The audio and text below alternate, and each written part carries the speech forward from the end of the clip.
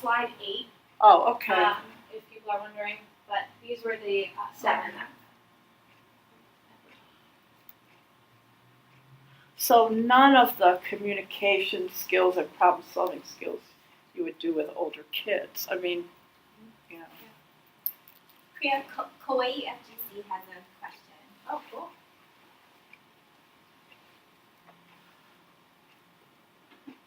Sorry, Rich just left. He said he got his question answered. Oh, he has question answered. Okay, great.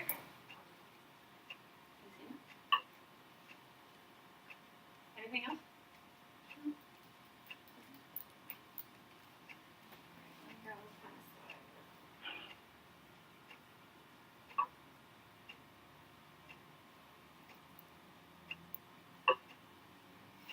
Okay. Oh, wow. Okay. So we are way already discussing all this, which is great. So to go over, I'm going to try to discuss the results kind of in combination. Hopefully that'll help a little bit, but you guys have already touched on it. So for the anxiety, time was not. I'm just laughing at your pictures. They're great pictures. So over time, there are not significant changes for anxiety, but for disruptive behavior, it went as planned. They were more likely to correctly use the practice elements over time. But for anxiety and disruptive behavior, the training results were kind of not as planned. So the anxiety, like you said, that went as we had kind of hypothesized, that after the training, therapists were more likely to correctly use the anxiety practice elements. But the disruptive behavior was the opposite, so they were less likely to correctly apply those 7 disruptive behavior practice elements. For the younger client, variable within this kind of went as predicted for disruptive behavior. The younger the client, they were more likely to correctly use the practice element. And then after going over the results, after going over the practice elements, as you suggested, that one really makes sense, right? The younger they are, the more. Yeah, I think there was actually even a good discussion about that. Oh, sorry. I don't know. I think we kind of started talking about it. Yeah. And then for the knowledge and attitude, so with anxiety, the more knowledge they had after the training, the more likely they were to correctly use the techniques. But for disruptive behavior, there was no significant change. And then attitudes for both trainings kind of went in the opposite direction than what we had thought. So after the training, therapists with more positive attitudes towards evidence-based practices were actually less likely to correctly use the techniques. And your hypothesis for that, or hypotheses for? For attitudes or just all of it? Attitudes. Yeah, so we kind of touched upon it as far as, so the question is, what's the kind of theory behind positive attitudes not being as hypothesized? We touched upon it in that it might not be the best predictor. There are mixed findings throughout all the studies as far as attitudes being a reliable predictor. But what we're kind of also thinking is that, and I think Brad had touched upon it, in that attitudes, the measure itself, we looked at the total score. So we looked at, it's not specifically their attitudes towards that specific practice element. Right. And so it doesn't necessarily capture their attitude. Seems to be too global. Exactly, it might be too global. That's kind of my sense, the globalness of it. I didn't know if somehow you guys were able to glean from this information just some frank, honest I know, like the therapists qualitative. who were going, whatever. Yeah. You know, I just don't know. And Yeah. if something ended up being robust enough to kind of reveal that. No, that would have been lovely. And we were thinking, like, if there was any qualitative data to, like, kind of understand therapists' attitudes in a more, I guess, qualitative sense, but we don't have that data exactly. But I guess as just overall discussion, I think, again, we kind of talked a lot about it, but for seeing that difference between disruptive behavior and the anxiety, like, trainings, Leslie kind of hit the nail on the head as far as what our theory was, is that the trainings may have clarified the definitions of the practice elements. So, for example, anxiety, most KMD therapists have disruptive behavior clients. Majority of them are disruptive behavior. So they may have more experience with those type clients, rather rather than anxiety. So after attending the anxiety training, they're like, oh, I can use this. I know more about how to use them with anxious clients. However, for disruptive behavior, given that they have so much experience, it may have clarified, oh, that's what commands is. Okay, I haven't been using commands as I thought, so I'm not going to report that on the MTPS. So that's kind of our theory behind that. Any questions? Let's just kind of jump into the discussion, Leslie, does that, I mean, I guess, I know it's a while back and any sort of qualitative Yeah. memory, I mean, does that comport with, because that's what we were guessing, but it sounds like that Yeah, kind I of think comports with what so. you're I mean, thinking. I think a lot of the therapists in our system just didn't understand the labels on the elements. And so, yeah, you know. And there is a code book, but I do think just based off experience, they're just kind of used to reporting what they're thinking they're doing. So I was probably reporting, doing a bunch of those things, commands, you know. But I didn't realize it was about teaching parents to do that. I was thinking too, I mean, I do a whole thing in that training about good and bad behaviorism. And like what doesn't work, like how punishment doesn't work and things like that. And I thought maybe I had pushed them a little bit away from some of the behavioral techniques. Oh, interesting. I don't know. I've been meaning to go back and look at specifically what I talked about. But Yeah. That's interesting. I mean, I don't put you on the spot, but I think you did have some follow-up analyses at the element Oh, yeah. level. So what, Yeah, do you know off the top of your head which disruptive behavior ones, so of the pack, so another way Priya looked at it too, so here were the summary results, so the sum across all of it. But another way, she looked at it at the element level, so she can tell you this specific element went down and this one stayed the same and this one. great. So try to go into as much detail as possible. I guess just for those. So are these slides on there? Oh, okay. Cool. So this is slide 51. If people want to look at it. But this is the kind of looking at the trainings following work for the outcome variable is just that practice element. So how did the therapist change using just specifically attending or things like that. So for training, we have kind of interesting results. Positive to specific green. So what that means is after the training, therapists were more likely to correctly use attending and response cost. But okay, but then after the training, therapists were less likely to appropriately use praise, commands, and rewards. And then there was no significant difference in psychoeducation for caregiver and long-term. Why might we think that? Is because actually those praise, rewards, and commands are the second, third, and fourth most used practice elements. So it kind of goes along with our theory. It in that, does. yeah, therapists may have had clarified that definition of praise, rewards, and commands, and so they were less likely to report using them. And then attending and response costs are actually the two, number 6 and number 7 in frequency. So they were the two lowest as well. So that might go up. Because I think they didn't know what they meant before the training. Yeah, I mean that's theory, Correct. but Correct. that would For the go runs in red, correct. for the ones that's yeah, Those exactly. seem like, just even the names and the nomenclature, it just seems like there could be some misunderstandings, especially for those maybe. Just a question. Yeah. The therapists, the 47 therapists, did I read something that they've been at therapy for, I don't know, anywhere from 5 to 7 years? For their like how often they like how long they're practicing. Yeah, I guess. I'm trying to remember. Um, I didn't know if there was any correlation between therapists who've been in the business a while versus younger, that's a good especially question. those who are filling out the MTPS on a monthly basis. No, that's a great question. So, well, I'll show you what There's a lot. so their average years of clinical training was about 6 years. Their clinical experience was an average of 6 years as well. And so that's slide 11, if people are interested. But I will touch upon, so we did not put therapists, even like orientation or years of clinical training or clinical experience in the model, because the statistics that we ran are actually rather complicated, and so we really tried to minimize as many kind of variables as possible.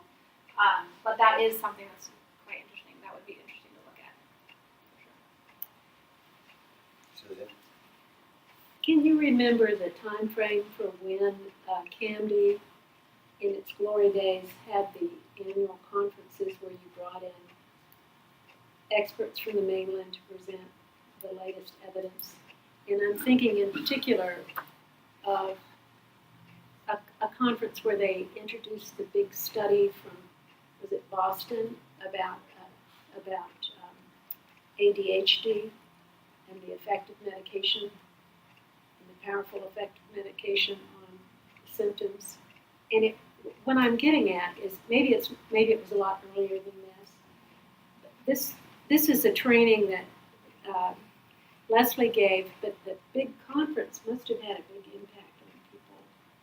And there was another one where they talked about not worrying about suicide and antidepressants because there was a lot in the press about it, but it wasn't, the experts said that it wasn't really that well correlated. Do you all remember those? No? Am I the only one that ate it up? I don't That's know. maybe like, But Like my John point is, Walkoff when he came. And did yes, but the black point box is that and these stuff. were, I bet you these same folks that are filling out the MTPS were at these big conferences, which would either really influence, I mean, it would either reinforce this message from you or it would introduce other information that you weren't covering, like the medication piece. I don't know. But I just know that as a parent, talking to other parents whose kids are hyperactive, it's not the praise that makes the difference, it's the pill. Yeah. So giving that as much, Yeah, so these clients didn't have inattention or hyperactivity within the study. So the so they were like conduct disorders. conduct or oppositional defiant disorder. I see. Those were the disruptive behaviors we were looking at. They could have been comorbid. But And probably. Yeah. The vast majority of those kids most likely had a Yeah. comorbidity of ADHD, so they were probably on it. Right. Yeah. You know, so. Yeah. You know. Exactly. Just an observation, I don't know how, if it Please. prevails across the board, so to speak, but Yeah.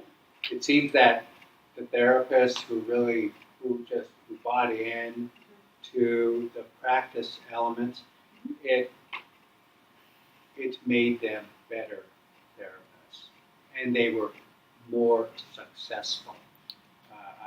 And then there are those perhaps who, I just wonder about the correlation or direct relationship between those who did not buy into then as complete as they could, and perhaps they had mixed results regarding success.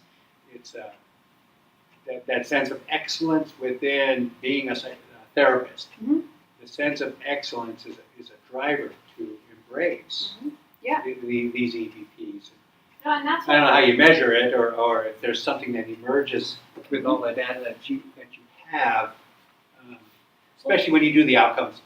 You know, sometime down the future, I'd be curious about that. It's 100%. I mean, especially about looking at.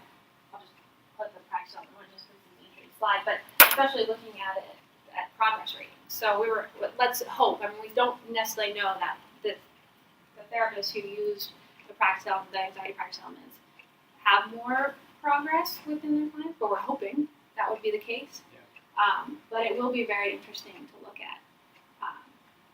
Yeah, I'm very excited to look at that. Would supervision be like the proxy of like that kind of like buy-in? I mean, in terms of like how we conceptualize learning and training therapists, right? Like we know that training alone is not Yeah. sufficient to changing behavior. Mhm. And so wouldn't supervision be some important aspect to include within the model in terms of like being more adherent or being more like using these practices a little bit more and really starting to conceptualize what supervision and how to like measure that over the course of training or So question was, would supervision necessarily be a good variable to include looking at client success? And so by supervision, you mean the hours the therapist was in supervision or the number of hours the therapist provided? Because I think the data that we have is therapist background questionnaire, and so we would only have probably the number of supervision hours they have versus they have led. I don't think I mean, to my knowledge, I don't think the literature has any idea of what the adequate dosage of supervision is, but starting to understand what supervision looks like, especially with regard to various practice elements or evidence-based practice in general, seems like pretty relevant towards understanding like fidelity to the model, fidelity to like evidence-based practice in general. Oh, for sure. No, I think that's a great variable. My brain is just going towards the data that I have, and I think the only data I have for therapist background questionnaire is like pre-training.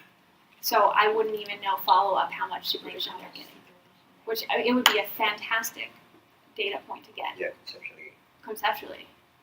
I just don't know if I have that data yet. Well, to me, it relates back to Susan's thing about the end game is whether or not they got better. And I'm actually optimistic. I don't know. I'm optimistic that trying to break it down into training on these elements might help a little bit more than we'd expect.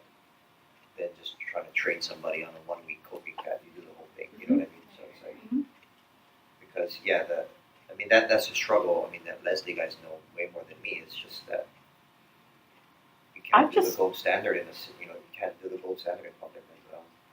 But I think just in terms of like training in general, like if you're training and praying, like I think we lose some of the context in terms of what's getting the evidence-based practice and how it's getting implemented within the context of what therapists have in terms of supporting the evidence-based practice. I feel like what we've learned is that the implementation goes a lot further when there's adequate support to support the therapist in terms of keeping adherent to the model, right? And that feels like supervision.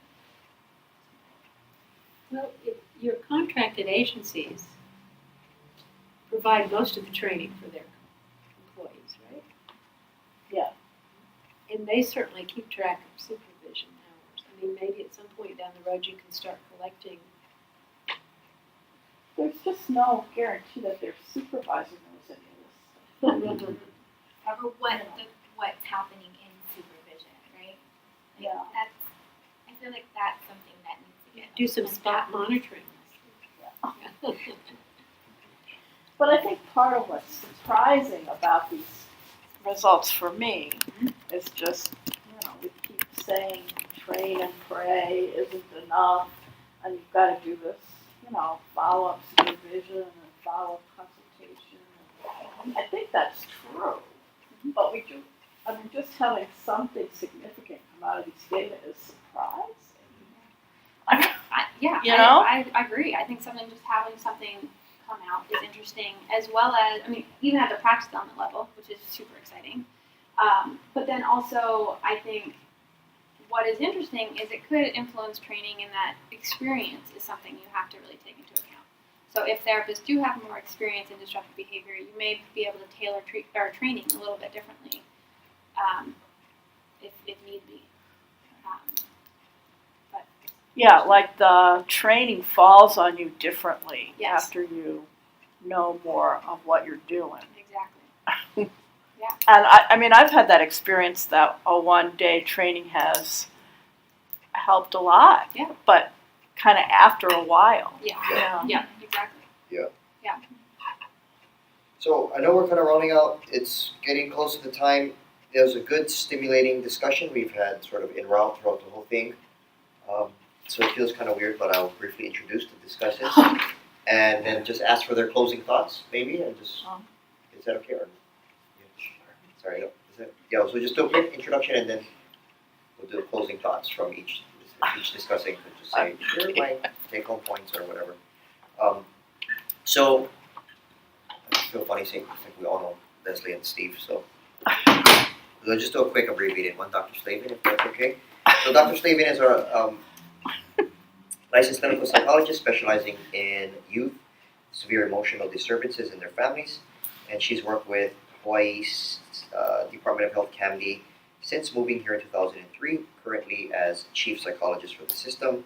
She's part of a leadership team that works to develop policy and promote system improvement, and she's provides training, consultation, writes and helps to administer federal grants, and supervises CAMD's 9 clinical psychologists. She has received the 2014 Outstanding Government Mental Health Leader Award from Mental Health America, and she is an active member of Hawaii Psychological Association, as well as the 2016 HPA President. Steve Blotsky is Executive Director of Benchmark Hawaii, an adolescent residential treatment center for teenage boys who have been adjudicated for sexually offending behaviors. Steve has a PsyD in clinical psychology, having embarked on a second career since 2005. He never thought his career path would lead to working with adolescents, but he can't imagine anything more fulfilling, rewarding, and fun. Of note, next week marks Steve's 30th year living in Hawaii. So welcome both Drs. Blotsky and Slavin, and if we could do maybe just closing comments or reactions. Did you already introduce Priya? Oh, you can briefly. Oh, shit.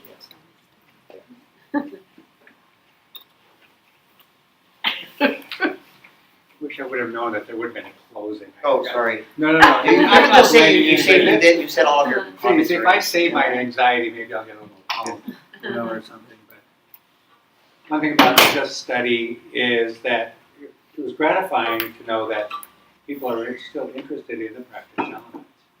That there is this ongoing attempt to embrace these things at work. Because I have used some of those, not all, but I have used some of those practice elements where I've worked in previous places. And man, I gotta tell you, they work. They really work. I'm working with anxious, I'm seeing an anxious kid right now. He has GAD. This kid is responding. I'm no magic maker. The stuff just really works. And so it's gratifying to know that we continue to examine the practice elements to determine their efficacy. I appreciate that. And just, I look forward to, well, what is the outcome? I really, that was one of the first things I wrote down late last week or whatever. And just, well, that's an side thing. But I wrote that down. What are the outcomes? What the outcomes are, So it sounds like that's something that's, well, you'll have to present your findings in a venue such as this. That'd be great. Exactly, yeah. So thanks, it was No, very thank you. worthwhile. Thank you. I'm really kind of blown away that we have these data. It's very exciting. One of the things I found is, as a researcher, it's not that hard to get 2 self-report measures to correlate strongly with each other. But to get 2 measures that come from different respondents or in a totally different way, that's hard. So I didn't really expect that we would impact the MTPS data very much. I suppose it is also self-report, but it's such a different type of self-report. Yeah, they mentioned there's no reporter line, you know what I mean? Yeah. Because the period was 2001 through 2013? Yes. So No, why- 2006. Yeah. 2006, 7 years. So I'm excited that there is, some effects that are worth looking at, and that idea that so hard to have training that makes a difference. The idea that maybe we made a little difference is really exciting. You so seldom, I don't know, any of you that do a training, you just like throw your pearls before swine, and you have no idea if they're, getting it or caring about it. So I feel very blessed to be able to sort of get something back about what the impact might have been. Makes me want to dust off those slides. I have to say, I spent so much time on those. Like I used all Charlie Brown pictures in the anxiety slides, and I used all superheroes in the like comic book things in the disruptive behavior slides. So they're beautiful slides. So that must be it. Did you have pictures of the villains or the heroes? Well, different ones. So, you know, like I did a thing about you've got to match the reward to the kid. And so I had some like Terminator guy, and I said, you know, giving him this puffy pink sticker wouldn't work. Stuff like that. Anyway. What about the collective impact of the EBS committee and the field and the, you know, this is something that's being reported nationally over and over again as the way to go, and the American Academy of Pediatrics has embraced it. So I think maybe some therapists are hanging with it just because they now see that that's acceptable practice and preferable practice. Well, and I think, I mean, we've also done research showing that a lot of therapists here, anyway, and I would imagine nationwide, don't get exposed to a lot of information about these evidence-based practices in their training. So they're still getting trained in a lot of, you know, more psychodynamic or more person-focused kind of approaches, but not as much in some of the behavioral and cognitive behavioral approaches that really work. So I think there is a certain hunger for this in our, you know, our provider base. You know, just, I feeling inspired for the moment, I guess. You know, I take a look at the practice and you look at the change of your kids, you know, and we go, I've just seen it over and over again. You see these kids become competent, confident. You know, I am able to manage myself. And you can't help but be kind of inspired to continue to use that which has worked, the evidence-based piece of it. Sometimes we speak so theoretically, so psychologically, you know, about these terms and all these definitions, and do you use it and whatever. And so, well, yeah, it sure works here because, wow, look at this kid today, you know, kind of thing. And so that's my continued interest in just all things practice elements and best practices. Well, I think that wraps. Well, any closing comments from our Zoom friends, Maddie or yellow or green?